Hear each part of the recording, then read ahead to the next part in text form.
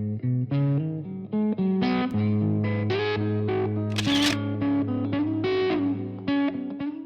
name is Joe, and I'll be your captain for the next 90 minutes of amazing architecture and history.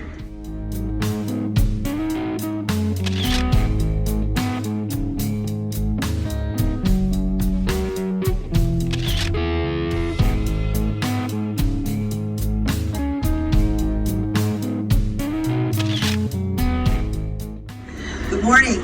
Welcome to all of you for joining us in Chicago's fall.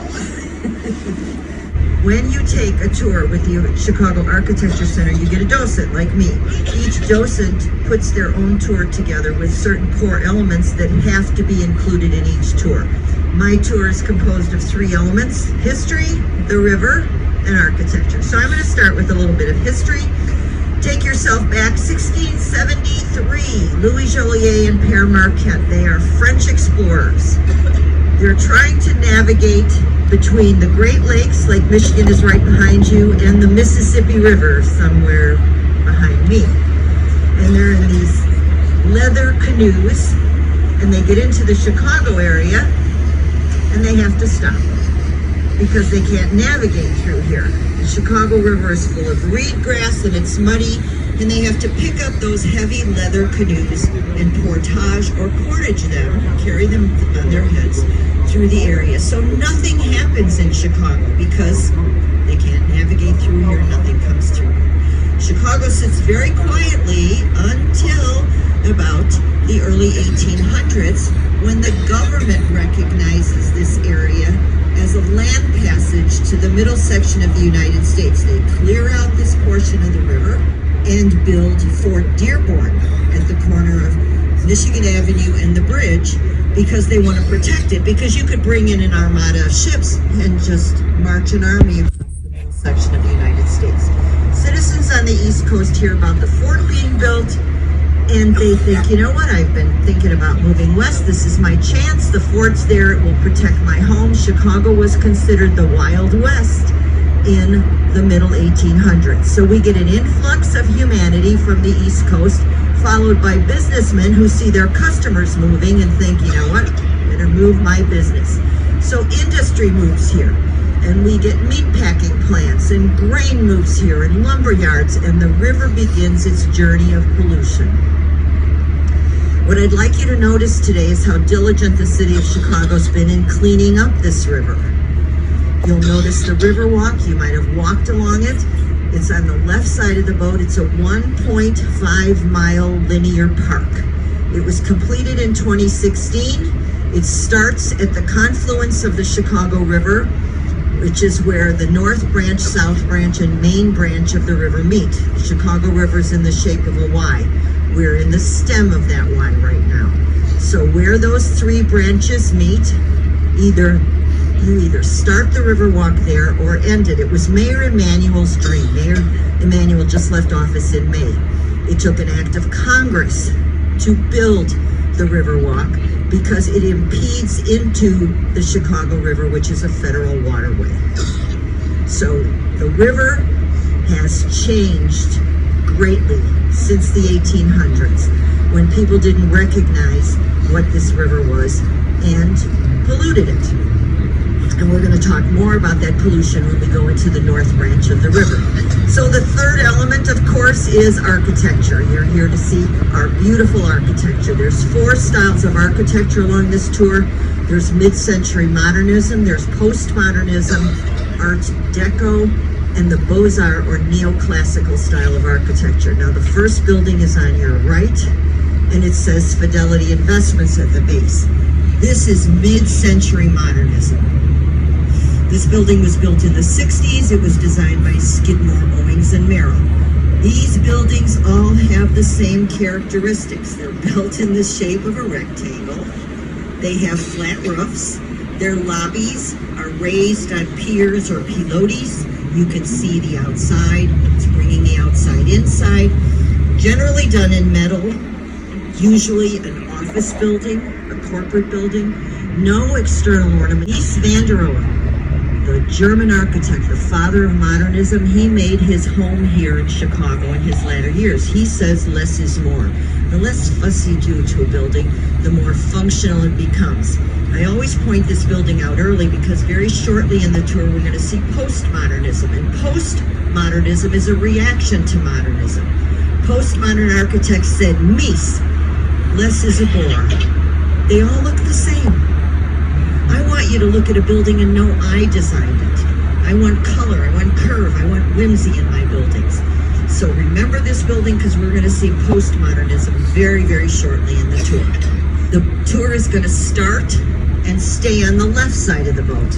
And let's see if we can see that first building. I'm going to tell you about the Michigan Avenue Bridge. The other thing we might see today is we might see bridge lifts. If you were walking along here, you might have seen them lift one side of the Michigan Avenue Bridge, which, by the way, was built in 1920, designed by Edward Bennett. It's now called the DuSable Bridge. It's named after our first permanent resident, Jean-Baptiste Point DuSable. He was a Haitian gentleman. He was a fur trader and had his fur trading camp right here at the corner of Michigan Avenue and the bridge. So, the Michigan Avenue Bridge, built in 1920, joined North Michigan Avenue to South Michigan Avenue. Before that, there was no magnificent monument. The sailboats that sit out in Lake Michigan during the summer have to go to dry dock. So for about 6 weeks, on Wednesdays and Saturdays, we have bridge lifts, where we have bridge tenders who will sort of hopscotch down the river and open these beautiful trunnion bascule bridges so that the sailboats with their very, very tall masts can get through. So if we see that, it's beautiful when these bridges open. They're run by a motor that's the size of a Volkswagen engine. And all it does is start the counterweights moving. And then once the counterweights take over. They open like, one of the docents says they open like French doors to the sky. They're beautiful, beautiful bridges. And we're going to be going under about 26 of them today, between the North Branch and the South Branch. So hopefully we get to see a few bridge lifts. The first building is on the left side of the boat. And this is London House. The rehab architects are the Getch Group and the Lohan Group. This is the Beaux-Arts style of architecture, 180 degrees different than that building on the right. Lots of garlands, lots of urns, something you might see in Paris, France. Edward Bennett, the designer of the Michigan Avenue Bridge, spent his time in Paris studying at the L'École des Beaux-Arts in Paris, France. He came back, and with Daniel Burnham, they wrote the plan for Chicago in 1909, which is what they thought Chicago should look like. They thought Chicago should be Paris on the prairie. That tower, the cupola, you can rent it for $1,000 an hour. You get a kneeler and a bottle of champagne, and you can propose to someone. Hopefully they say yes. The building curves with the river. There's urns, there's garlands, there's medallions. It's a beautiful, beautiful 452-room hotel. As we come underneath the bridge, you're going to see winged lions at about the 5th floor. That's called bas-relief sculpture. This is the symbol of the original owner, the London Guarantee Company. They insured ships. Navy Pier opened in 1960.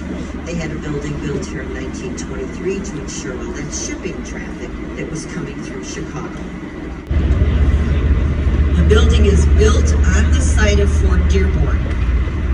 So it's a landmark building. The bronze plaque that you see over the entrance here depicts what Fort Dearborn looked like. And as we come around the side, you'll see the blue addition to London House. This was designed by the Getch Group. This is where you check into the hotel.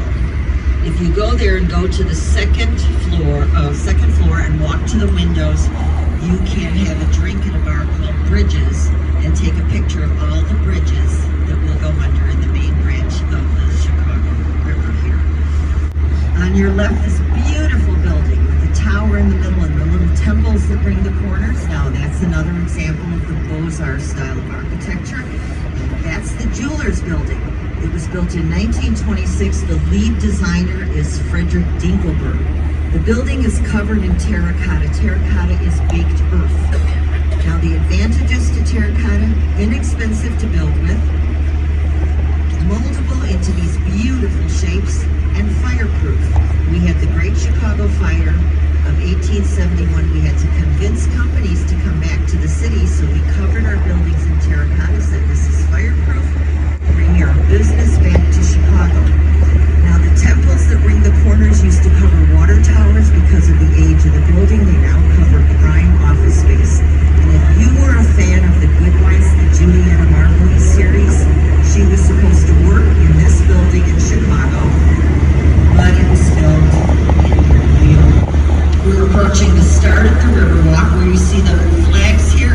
This is the Vietnam Memorial. That was built in 2005. That was the only thing that sat here until 2014, when the rest of the Riverwalk was added. The area between the bridges are called rooms. The first three areas are more commercial. You can get a place of wine, you can rent a kayak, it's warmer. And the last three areas are more natural.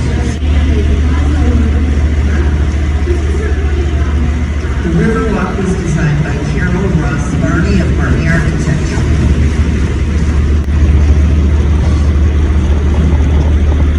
And you can reserve one of these little igloos here, get yourself a bottle of wine, sit in there and watch all of the frozen Chicagoans walk past you while you enjoy your wine.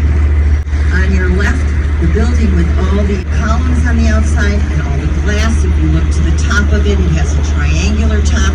This is the first example of postmodernism, much fancier than that first building that we saw. This was built in 1992. The designer is Ricardo Bofill. That triangular top is called a pediment. The row of columns beneath it is called a colonnade. All the columns on the outside hold up nothing. And just break up all that glass. Now, postmodern buildings do one of two things. They reference history in some way, or they honor their neighbors. If they honor their neighbors in some way, that's called contextualism. Now, this building looks a little bit historical. Looks a little Grecian, doesn't it? Now, Chicagoans can be somewhat irreverent sometimes, and they'll nickname a building. We call this one Parthenon on a stick. Tall, thin, somewhat Grecian. They repeat the pediments at the base of the building. Coming under the next bridge, on your left, the beige building. There's a blue glass building and then a beige building right next to it. This is the first example of Art Deco tour. Now, Art Deco came to Chicago with an ordinance that was passed that says, if you want to build a tall building, you can't block our sun or our fresh air. We don't want to be the canyons of New York, where the buildings come right to the sidewalk. You have to push part of that building back, creating the throne or chair style of Art Deco. The middle section is pushed back in the LaSalle Wacker building, built in 1930, designed by Halliburton and Root. So this looks like a giant throne. The sides come out. By pushing that middle section back, it allows the circulation of light and air down to the street. We have the throne style, and we have the rocket style. If you're looking for the wedding cake style, you have to go to New York again to see that. Art Deco accents the verticality of a building, so they darken the area underneath the windows, makes those piers pop, draws you in. On your left again, this is the Builder's Building. The first part of the building with the symbols underneath the windows was built in 1927. It was designed by Graham Anderson, Probst and White. The area with the black windows added 50 years later. Designed by Skidmore, Owings and Merrill. They join it with a glass mansard roof, and the symbols underneath the windows are things that a builder would use. Hammers, saws, things like that. That's why it's called a builder's building. Now we're approaching the confluence of the Chicago River, where those three branches meet. And there are three ladies that grace that confluence. The first one is directly ahead of you. And after we get under Wells Street here, you'll get a better view of her. This is River Point, and she has an arch at the base and an arch at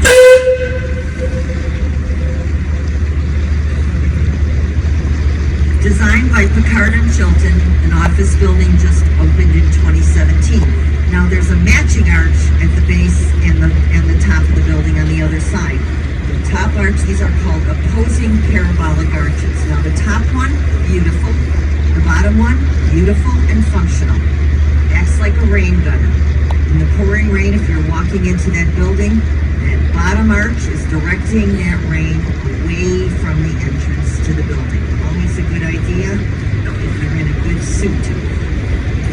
On your left, the green glass building, one of the most photographed buildings in Chicago. I used to call her the old lady on the corner because she was built in 1983. Then I got old and I decided to call her the distinguished woman standing on the corner. She was designed by Cohn, Pedersen, and Fox. Curves with the river. The mechanicals are in the base of this building because you see that yellow trestle there. That's where the elevated transportation runs for the city. And when they built this building, they didn't have good acoustical glass. So to muffle the noise of the L, the mechanicals are in the base. The office space rises above it. Today we have some little white clouds. The top of this building is like a changing canvas.